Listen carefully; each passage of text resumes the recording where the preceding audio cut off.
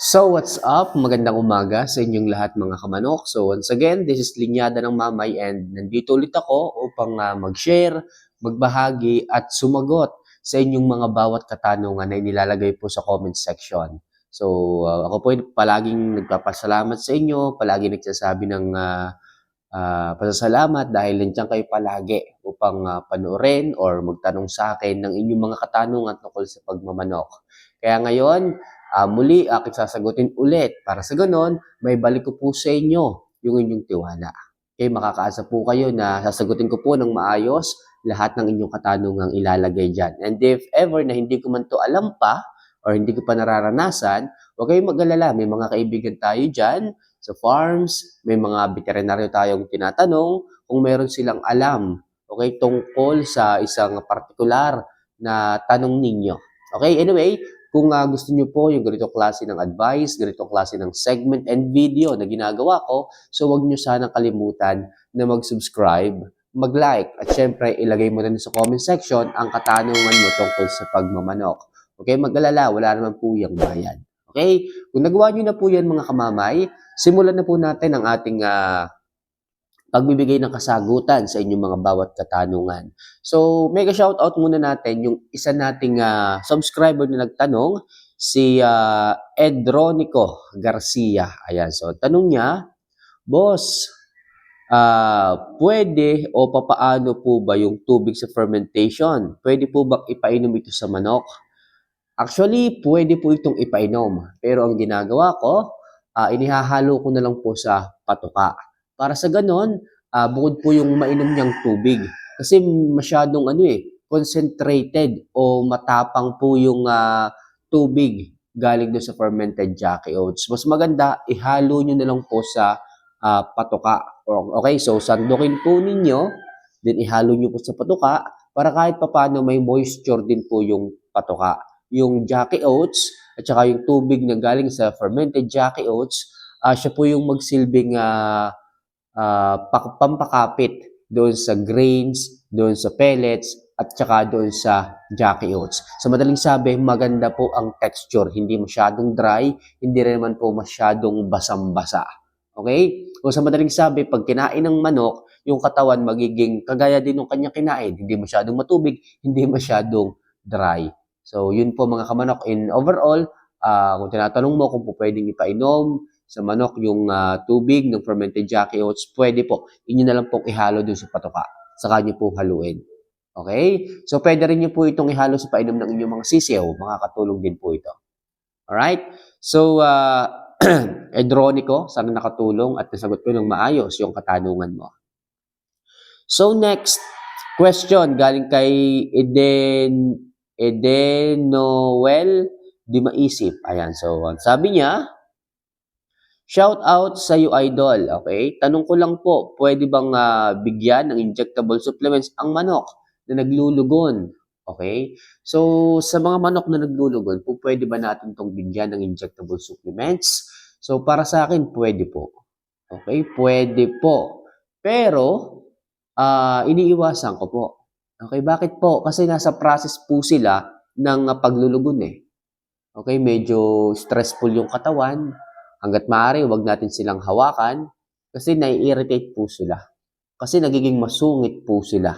Okay, so magtataka kayo, bakit tong manok na to? Ang bait-bait naman ito dati Pero bakit ngayon? Okay, nagiging masungit na siya.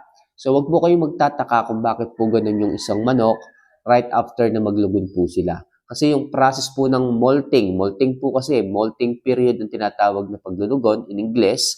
So, pag naglulugon po yan, yung pong mga balahibong tumutubo, so stressful po yon. Ngayon, pag nahahawakan po natin sila, so kaya nagkakaroon o natitrigger po silang magsungit dahil masakit po yung kanilang pangangatawan. Pero po pwede naman po silang bigyan ng injectable supplements. Pwede rin nga po silang purgahin eh. Okay? So, mas maganda dyan, purgahin nyo po muna sila. Right after na mapurgan nyo po, saka po kayo magbigay ng injectable supplements. So, advice ko po na once in a month na lang po kayo magbigay. Bakit po? Kaya nga po nasabi ko sa inyo, medyo stressful yung balahibo, yung katawan ng manok, hanggat maaari, iwasan natin po silang mahawakan.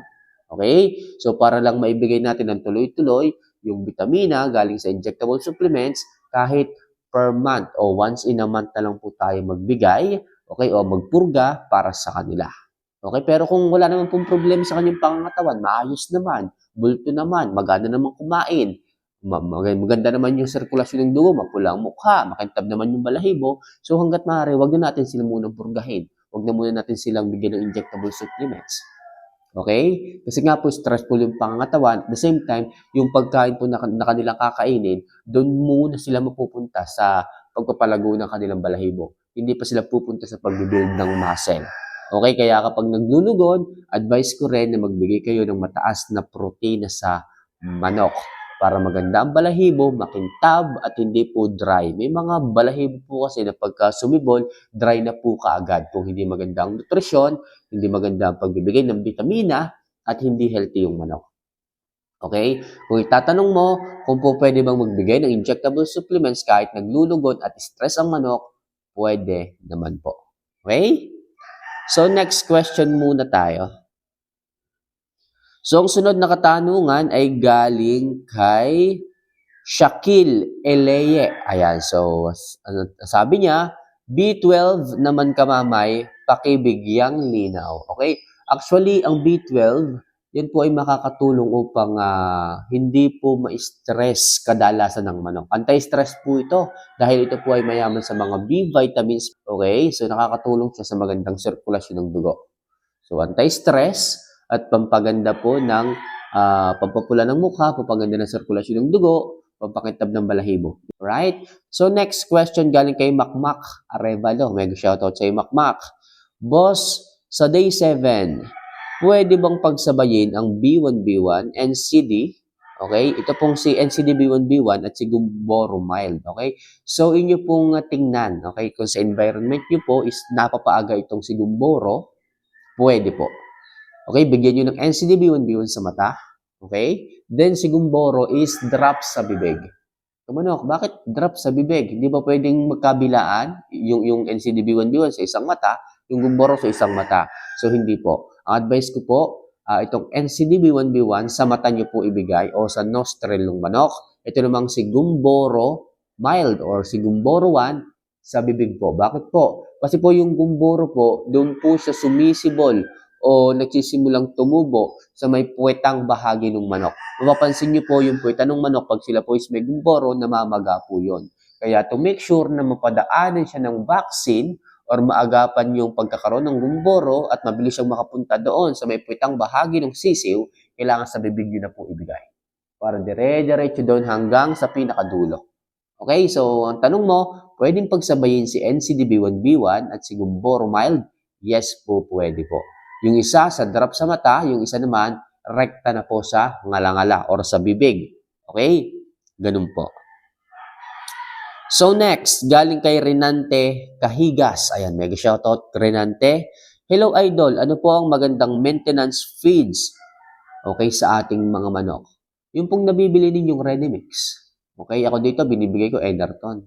At napakaganda ng Enderton dahil mayaman siya sa pellets. So yung pellets high in protein. So lagi nyo lang naman titingnan kung gaano kataas yung protina na meron dyan sa likod ng packaging ng patuka, doon sa sako or doon sa plastic, tingnan nyo po. Kailangan 17 to 18 at hindi na po bababa dyan. Kasi pag bumaba pa dyan, hindi na po nyo makukuha o matatarget yung crude protein na kailangan ng katawan. Sa madaling sabi, pag hindi niya po na-target yon, hindi niya po nakuha at nakain, possible yung pangangatawan babagsak, mamamayat. Pero kung nasa minimum siya ng 17, 18, or mas maganda kung mas mataas, bubulto, gaganda, hindi mamamayat yung mga yan. So, lagi ko po sa inyong advice, maghalo kayo ng fermented Jackie oats dahil mayaman yan sa crude protein in the form of amino acid. Okay? So, sa mga magtatanong paano mag-fermented Jackie oats, napakarami ko ng ginawang video tungkol dyan. Balikan nyo na lang po or visit nyo po yung mga video na ginawa ko. Sa mga newbie dyan, balikan nyo po yung mga video na ginawa ko and subscribe na rin kayo. Okay? So, last question muna tayo sa pagkakataong ito. So, galing kay Mario Makabingil. Ayan. So, Idol, ano bang mas maganda na vitamins na ibigay sa manok? Okay, kung tayo is may mga pupuntahan, B12 ba or B-complex?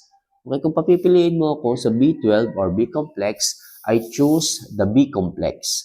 Kasi si B-complex in a form of injectable supplements, mas mabilis po yung sirkulasyon or effectivity ng B-complex. Kasi injectable siya eh. Pasok kaagad sa bloodstream ng manok. Kasi po ang oral po, yung pagbibigay niyo ng pagsubo-subo po ninyo ng mga bitamina, tabletas or kapsula, yan po ay i-digest pa ng sistema ng manok. Pag na-digest po ng sistema ng manok, saka pa niya i-distribute sa iba't ibang parts sa paraan ng dugo. Okay? Pag na-digest, nasama sa dugo, saka pa niya ibibigay. Okay? Compared natin sa injectable supplements, pagbigay natin, pasok kaagad sa bloodstream, padala ka agad sa iba't ibang parts ng katawan ng manok. Mas mabilis po ang B-complex in a form of injectable supplements. Okay? So mga kamanok, sana nakatulong at sana ay kahit paano makadagdag sa inyong kaalaman tungkol sa pagbumanok. And kung may mga katanungan kayo, ilagay nyo lang po dyan sa comment section. Ako po ang bahalang sumagot, maghanap ng sagot para sa inyo. Wala naman pong bayad na mag-subscribe, mag-like, at mag-comment dito. So, paano mga kamanok? See you for our next vlog. Mahal ko po kayo. Paalam.